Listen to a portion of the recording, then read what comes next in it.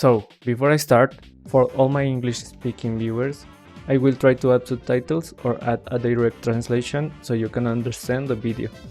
Aló, aló, sí, sonido, sí. Hola a todos, para los que no me conocen soy BranzTV. Yo desde 2016 jugando Overwatch como mi juego principal. Este título ocupó gran parte de mi vida, tanto así que casi pierdo la carrera universitaria, aunque spoiler, no lo hice y sí la terminé. Hombre, cabe aclarar que siempre fui jugador de competitivo, lo que quiere decir que pude ver el juego desde dos caras. La más bonita con sus escenarios estéticamente llamativos, colores vibrantes y personajes como Mercy, Guido y Doomfist. Pero también vi el juego desde la perspectiva más oscura, tóxica y horrible en la que puede ser un juego y su comunidad.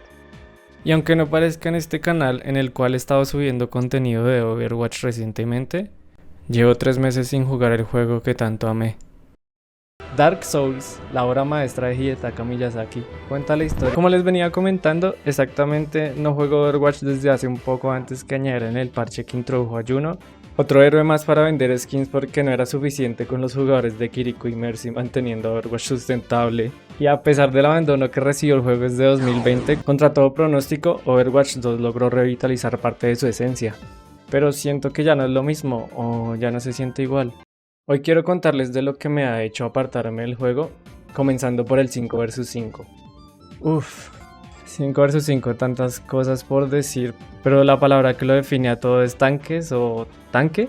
Desde mi perspectiva, el problema de los tanques no ha sido error de Blizzard en Overwatch 2, sino más bien desde Overwatch 1 con la introducción de Sigma y Orisa. Dos tanques que hacían de todo y dejaban en pañales a otro tanque simple como lo es Reinhardt. Llegaba Orisa y te ponía una barrera del tamaño de un arco de fútbol. Te tumbaba la mitad del team en un hueco y le destruía la barrera a tu Reinhardt. Todo esto en menos de 5 segundos.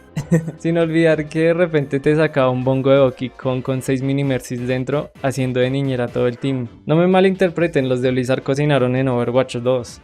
Metieron unos tanques que carajo, en cuestiones de diseño, mecánicamente y jugablemente, son increíbles, interesantes y divertidos. Excepto tú. Además también añadieron unos buenos cuantos reworks, dándole otra identidad o más profundidad a varios héroes. Pero, ¿qué pasó con los otros tanques que aunque los trataron de adaptar al formato, parece que aún no tienen cabida en un 5 vs 5? El cambio dejó sin lugar a varios como Wrecking Ball, D.Va, Hawk. Entiendo el afán de quitar un tanque porque es más sencillo balancear un tanque que balancear dos tanques sin afectar todo el meta. Los desarrolladores modificaron a los tanques para ponerlos a casi todos a la altura de un brawler que pudiera defenderse en la mayoría de ocasiones con su kit. Pero olvidaron que lo que hacía Overwatch divertido eran dos tanques con debilidades sin un jodido jefe OP con 1000 puntos de vida. ¿Qué es? ¿Un RPG, un Dark Souls o un shooter en primera persona? Que los tanques fueran simples y casi unidimensionales en Overwatch 1 era lo que permitía que se crearan sinergias interesantes. Un tanque complementaba al otro cubriendo los puntos débiles y esto era lo que hacía a los tanques disfrutables. Y eso que todavía no he mencionado más problemas que un solo tanque conlleva. Por ejemplo, el piedra, papel y tijera en el juego. O juegas el counter directo del otro tanque o tu composición no prospera. Además, las ocasiones en las que sí o sí tienes que jugar al tanque meta o pierdes, como lo fue el caso de Mauga en su salida, cosa que fue bastante chistosa porque para poder jugar con Mauga tenías que comprar el pase de batalla y hubo ocasiones en las que un equipo iba perdiendo y la persona en el rol de tanque compraba el pase de batalla, elegía a Mauga y empezaba a ganar o igualaba la partida automáticamente.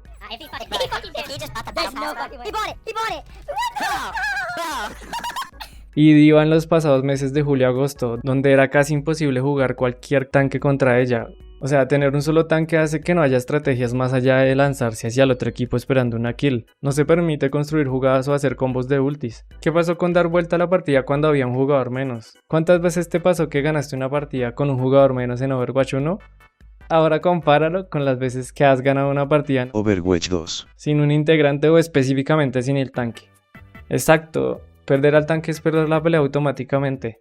La responsabilidad sobre los hombros de los tanques es mucho más. En pocas palabras, el tanque es esencial para que el equipo se mantenga en pie.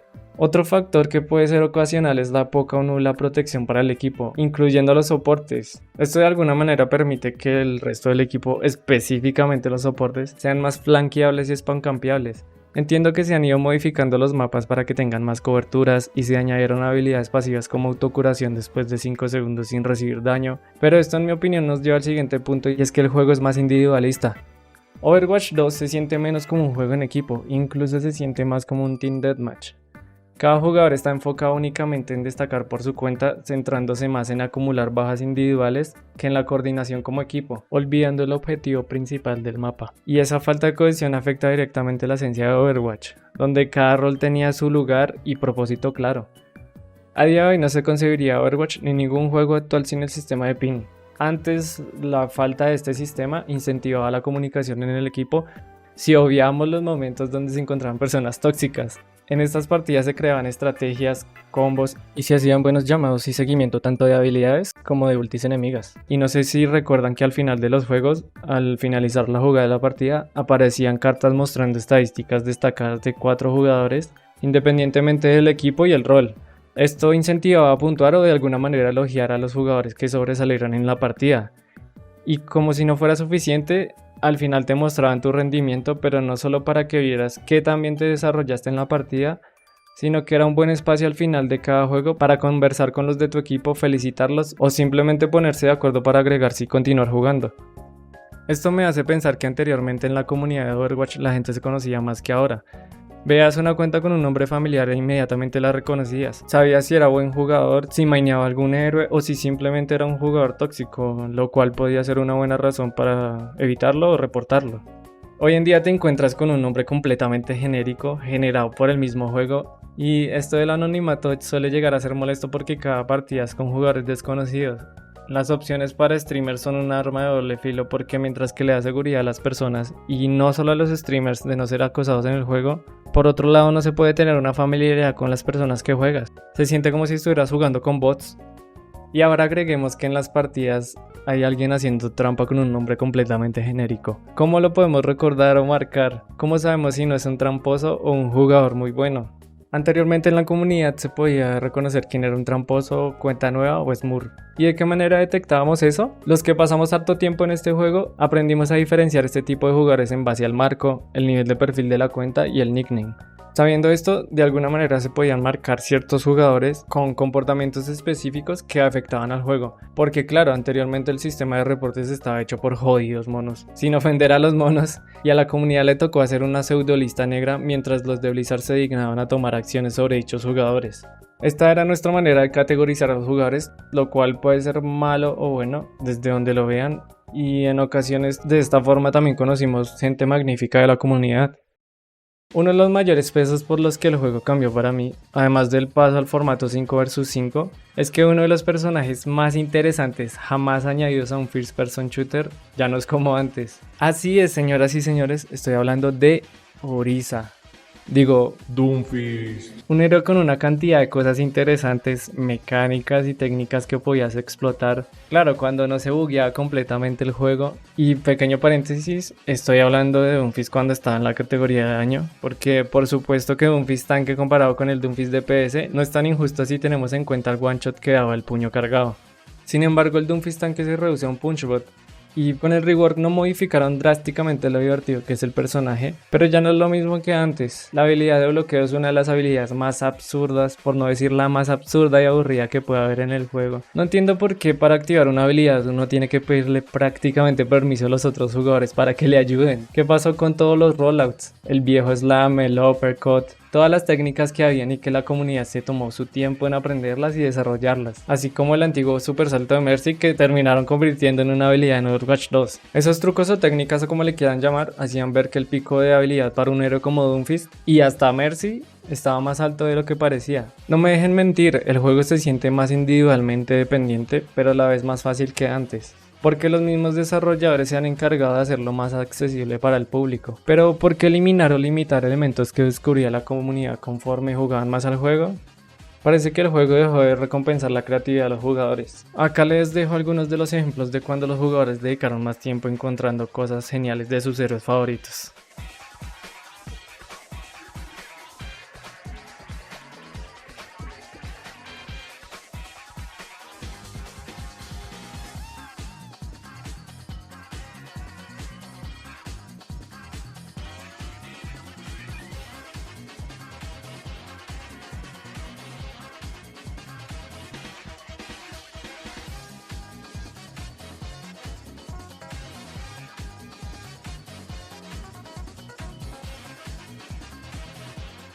Ok, para esta parte voy a speedrunear otros problemas con la secuela que podría expandir si están de acuerdo en otro video. Si lo quieren así, me gustaría conocer sus opiniones o comentarios.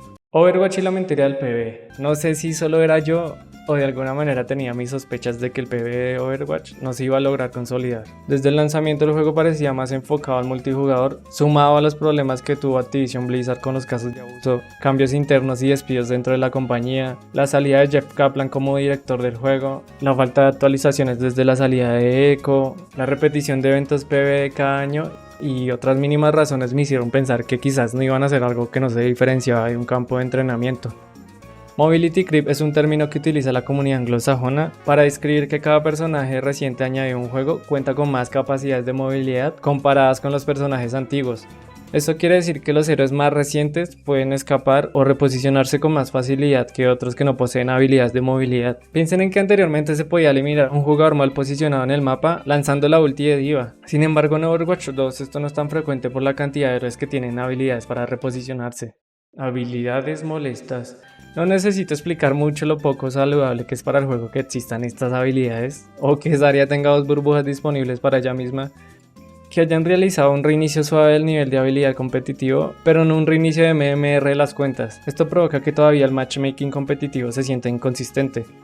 El sistema de reportes automatizado. No sé si esto se implementó en 2023, pero de 8 años jugando a este juego hermoso, nunca me habían suspendido o baneado la cuenta. Duele saber que los moderadores no se tomen su tiempo en validar los reportes, sino que dejen un sistema automatizado que banee indiscriminadamente cuentas. Por razones que en muchas ocasiones son hilarantes, como por ejemplo hacer callouts, pedir cambios de héroe en el equipo por chat de texto o voz, o escribir algo que dentro del contexto del juego es válido como lo es Kill Mercy o cosas insignificantes como decir GG o LOL. Desde que la gente se dio cuenta cómo funcionaba el sistema de reportes automatizado, empezaron a abusar del mismo. Y claro, no voy a defender lo normalizada que está la toxicidad en el internet, pero el juego parece lleno de jugadores que les afecta emocionalmente cualquier cosa que otro jugador les diga referente a su rendimiento en el juego. Y algunos de los jugadores de Sudamérica o compañeros hispanohablantes quizás se sientan identificados con los siguientes puntos. Uno de ellos es el alto ping y la falta de servidores en Sudamérica. Los jugadores que no se conectan al servidor de Estados Unidos se conectan al servidor que se localiza en Brasil, lo cual no cubre la mayor parte de América del Sur. Por ejemplo, países como Chile o Argentina no tienen la mejor latencia y ni hablar de cuando quieren evitar el servidor ubicado en Brasil, el juego lo redirige a los servidores de Estados Unidos, provocando que jueguen con más de 150 milisegundos de ping. El alto ping afecta en el tema de jugabilidad y héroes como Infi se sienten inconsistentes, haciendo que algunas habilidades como el puño cargado pasen por el lado de los enemigos o algunos elementos o habilidades desaparezcan. Y no sé si han notado en ocasiones en donde el proyectil de un héroe como Pharah aparece en nuestras pantallas, pero el servidor no lo procesa correctamente, mostrándonos esta alerta. Este tipo de cosas no las he notado en juegos como Fortnite, que con casi los mismos milisegundos de ping, el disparo de un lanzacohetes u objetos como la granada de choque o el grappler sí aparecen en la pantalla local y sí son procesados por el servidor, mostrándolos en la pantalla del enemigo. Esto es un tema insignificante tal vez, pero desde el lanzamiento de Overwatch 2 hubo una cosa bastante rara respecto a las voces de los personajes en español latino. Hubo personajes como casi que tenían una mezcla entre el primer actor de doblaje y otro que nunca habíamos escuchado antes y que al parecer estaba para quedarse, pero no era el único inconveniente respecto a las voces. Alguien debe salir al ruedo. Tienes un cadillo en el costado. How do you know her? Fuimos compañeros de cuarto en la academia. Camarada Ronco dice que hay un atractivo precio por tu cabeza. A Zarya también le cambiaron la voz y a Kiriko le tradujeron completamente las líneas a español. Ni siquiera la ulti se la dejaron en su idioma de procedencia como hicieron con los 20 y pico de héroes anteriores. Al igual que no sé si he sido la única persona, pero a mi parecer en Overwatch 2 varias de las líneas de los héroes fueron regrabadas con un tono menos emocionante. Porque yo las recordaba mucho mejor en Overwatch 1, pero a día de hoy con tantas líneas de voz es difícil discernir si era así o no. Este problema al parecer no ha sido exclusivo de Overwatch, sino que en Diablo también sucedió. Y la verdad como consumidor no me interesa mucho los problemas internos que poseen las casas de doblaje, sino que lo que me causa molestia es la incongruencia del producto y que de esta manera Blizzard nos hace saber que no presta mucha atención a la comunidad latinoamericana. A mi parecer las voces deberían ser regrabadas con una sola voz para los héroes que tienen este inconveniente, respetando las líneas en su idioma de procedencia y dándole la misma calidad que se le dio en Overwatch 1 en su momento. Mientras editaba el video, los de Blizzard añadieron un modo de juego clásico limitado que trajo nuevamente el 6 vs 6 con los modos de juego clásicos y los mismos héroes que cuando se lanzó el juego, lo que significa que Brigitte, Baptiste y otros héroes no existen. Yo no lo pude probar, ustedes díganme qué tal estuvo y por el momento solo queda mirar si el juego era divertido así o solo era la nostalgia la que nos mantenía con esperanzas de que antes era mejor. Este video viene de parte de un fan del juego, un juego que hizo parte de mi vida más de lo que yo mismo hubiera pensado y al que de alguna manera me continúa dando alegría al saber que todavía hay una comunidad de gente nueva o vieja tratando de mantener a flote el contenido de Overwatch, emocionándose por cada detalle y expandiéndolo a cada uno de sus amigos o conocidos. Siendo este mi primer video comentado con mi voz, me gustaría que dejasen un comentario o sugerencia para saber si les gusta este formato o comenten sobre qué tipo de temas les gustaría que hable, sea sobre Overwatch o algún videojuego de su interés. Dejen sus likes, dislikes, suscríbanse o lo que sea. Que tengan un excelente día, noche, tarde, en donde sea que estén. Bye bye. Here comes a new challenger! What the hell? No mames. ¿Puede trepar? ¿Puede trepar? Eso se ve como la misma habilidad de Doom, pero mucho mejor, o un poquito mejor. Nah, ese tipo puede trepar y este man, que es un mono, no puede trepar. Es un puto mono. Es un puto mono. ¿Cómo que no puede trepar?